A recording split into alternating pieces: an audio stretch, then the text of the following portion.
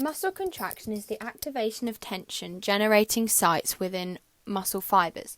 The muscle can lengthen, shorten, or remain the same size.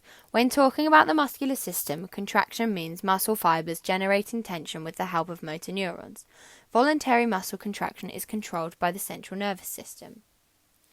The transmission of a nerve impulse along a neuron from one end to the other happens because of electrical changes across the membrane of the neuron.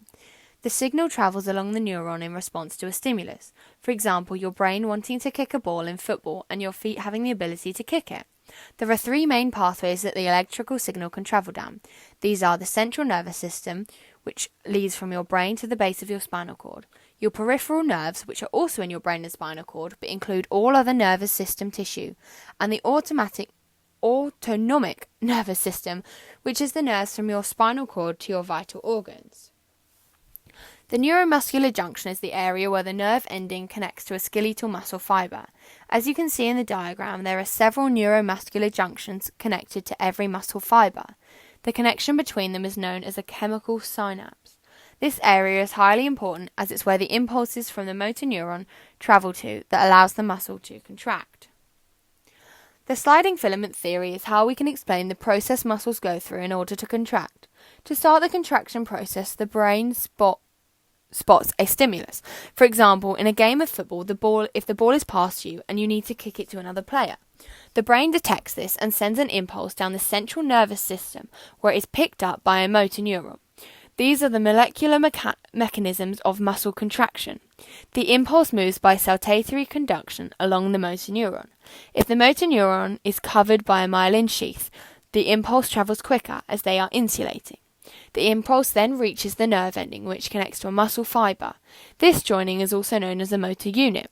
The nerve endings contain ACH inside vesicles, which are small sacs. These then travel to the presynaptic membrane along the edge of the nerve ending.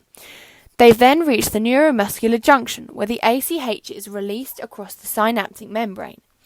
If enough ACH makes it across, then the impulse will spread down and there will be a contraction. Before the contraction, though, the impulse travels down the T-tubule to the sarcoplasmic reticulum where the calcium is stored. This calcium is then transported, which allows troponin and tropomyosin to be released. This then frees the active binding site, which can then attach to the myosin to form a cross bridge. To break this bond, the myosin hydrolyzes with ATP, which releases a power stroke. Another bond between the actin and myosin then forms, and this process is repeated.